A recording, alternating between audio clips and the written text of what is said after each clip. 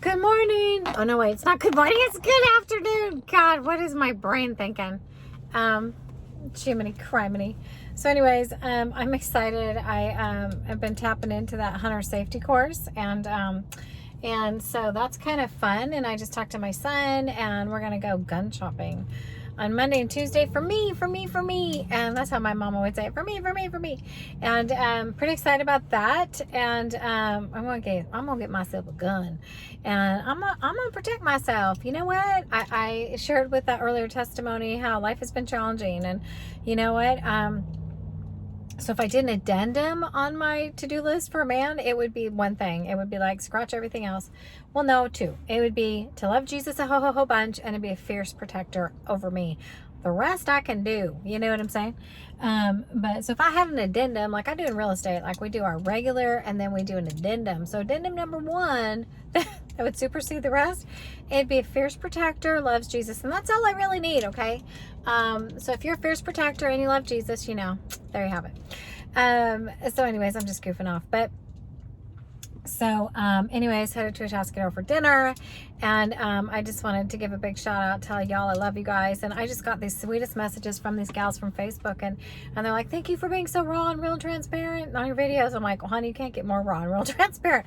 Number one, I've got no makeup on, and then number two, I'm crying in my bed because either Jesus is touching me, the Spirit of God's touching me, and I'm just as real and authentic as you can ever imagine.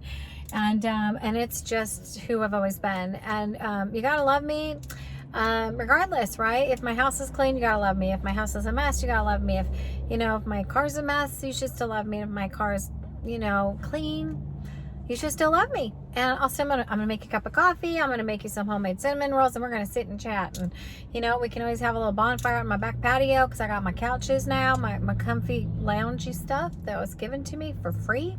And the Lord has just been so faithful to me, even in hard times, even in times where we're like, Lord, where are you? Or, joy's a choice. And, I have my own personal things going on. But it's like God always looks out for us no matter what. And I'm excited. I am also, my daughters are taking pictures of my listing in Paso right now. And I have another one coming out and another one coming out. And, God is just faithful how he provides. And he blows me away. And I went out to lunch today with a gal named Juliet I met from the gym. I'm like, I like you. I like your name. Where'd your name come from? I love your name. That song, Romeo and Juliet. Da-na-na-na. That's all I know. I think it's Samson and Delilah. I don't even know. But I was teasing Anna. I'm like, that's a song, isn't it? I just like to goof off and play. But why am I telling you all this? So I just want to say to the gals that are reaching out to me via Facebook and saying thank you for doing your videos, you're very welcome. And hopefully I can be a godly example of what a mom is like, what a friend is like, what a minister's like, what all that is. And I'm far from perfect. But how many of you guys know that the more we just keep it real, the better it's going to be? Because that way you can go, I can hang out with her because she's real. I can hang out with her because sometimes she makes her bed made and sometimes you don't. Sometimes I do my dishes and sometimes I let them wait till the next day. Sometimes I always let my dog sleep with me. So let's just keep it real that way. Sometimes I wear mismatching socks. I know it's hardcore, but if you're married to me, it's okay then because you can just pick one of these and pick one of those. And I'm like, hey, can you grab me some socks? And so, there are perks to that. I'm just saying my girls half the time don't match their socks either. So there's that, you know what I mean? Anyways, I just wanted to say, you're welcome to Denise Rohan and to all these other people on Facebook saying, oh, I just watched your video. So, I really appreciate you taking the time to watch them. Hopefully it ministers to you. There are real statistics about how many girls get abused every single day. I'm actually one of those, right? And only 33% of all sexual crimes get reported. And, it's 1 out of 3. So it used to be 1 out of 4. It's up to 1 out of 3 now. And that's just the ones that are reported. And so God wants to come in and heal damaged emotions. God wants to come in and heal where women have had nervous breakdowns. God wants to come in and heal where there's been rigidity and just, I don't trust men, and I love men. So that's, I think, more like a guy than a girl. And so, it doesn't matter how much abuse I've gone through. It doesn't matter matter, any of that stuff. If anybody knows me, they're going to tell you one thing. I do not harbor unforgiveness. I don't believe in it. I don't do it. I might get mad at you for a hot minute, okay? I might just want to deck you big time for a hot minute. But then I've allowed the Lord over the years to just, I just cry. I just cry it out. I absorb the pain, I forgive you in my spirit, and I let it go. And then I just start to pray that God will bless you. And then I start to pray that God will heal you, and God will restore you, and God, will go on your behalf. And that's what I do.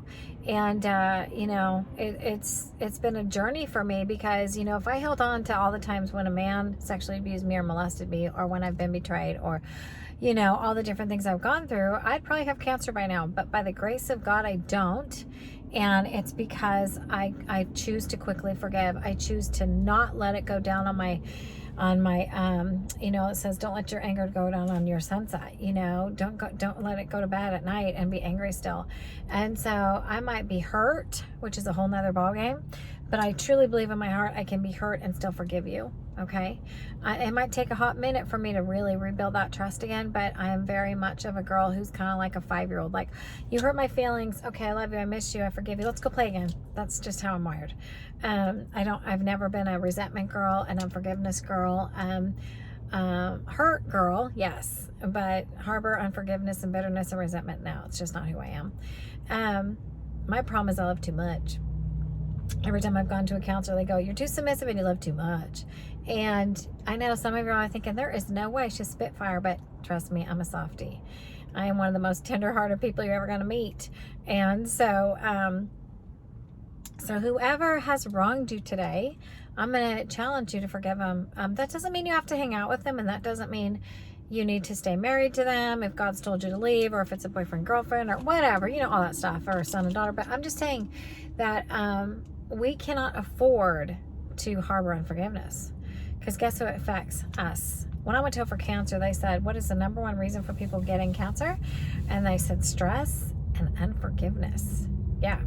So if you're in a place in your life where you have bitterness, resentment, unresolved anger, and you just can't seem to let it go because the issues don't change, it's just a revolving door of the same cycle over and over and over again, to keep healthy, to get well, and to make your life your best life and the other person's their best life, depart. Go your separate ways, because guess what? If you just got out of a situation and you can't get rid of all that, I'm not trying to put a curse on anybody, but that is what the statistics say, is you'll develop cancer, because that comes from bitterness and resentment and unresolved issues, and eating unhealthy, of course, and stress. And so your best bet is not to internalize your feelings, but to get them outside of you and then literally bless that person and move on. Because it's not going to help anybody. It's going to hurt you the most when you internalize your feelings. So I don't know why I just got on that rant, but I just did. So anyways, I'm headed up the hill, and I just wanted to tell you guys how much I adore you, how much I love you guys. I'm going to stop by this vintage store, I think, if I have time. And I love this little store. So we'll see if I can get up there in time. But anyways, have a really good rest of your evening, and I don't know if I'll be on tonight again or not, but I just wanted to share with you guys, cherish each and every day. Choose the people you want to be with and love them well. And the people that aren't saved, choose to be a minister of the gospel to them, right? Amen. And love deeply. And have no regrets, right? And when we have no regrets, then we have no resentment, we have no bitterness, we have no malice, because we are choosing our best life. Somebody said to me the other day, that's just not even fair. How can you say that? And I'm like, no. We can choose our best life. We can choose, it doesn't mean we won't suffer persecution. Doesn't mean we won't suffer hardship, but we can still choose who we're going to hang out with. We can still choose what we're going to do day and night, what job we're going to have, who we're going to hang out with, and all that. That's our choice, right? We have a free will. God gave us a free will.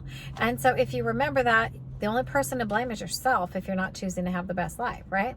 So I always tell people, get up out of your pit, get up out of your dungeon, get up out of your, whatever it is holding you back, and just run the race that is set before you, between you and Jesus. And that way you're going to fulfill the call of God upon your life with no regrets. Amen. All right. Love you guys so much. Have a great, great evening. And thank you again for all you sweet girls and guys who, you know, listen to my videos. And I really, really appreciate it. So yeah, back to the whole, you know, addendum. When I was thinking about that on the way here as I get my gun. I think there's that whole waiting period thing. My son's going to fill me in a little bit. I'm excited to spend time with my son. I'm excited to get a gun. I'm excited to move forward. Oh, back to the motorcycle thing. Really quickly, I'm all over the map, is one of them 3-wheelers. So I don't know if those are dorky or if they're kind of cool. I did find out 25% of all women get them, and which I'd be one of them. And I think I don't have to get like a motorcycle license, which is even better. And they'd be harder to fall, right? Because I'm on 3 wheels. I don't know. They just seem kind of cool. So that's been kind of a passion of mine. Like I kind of want to get one.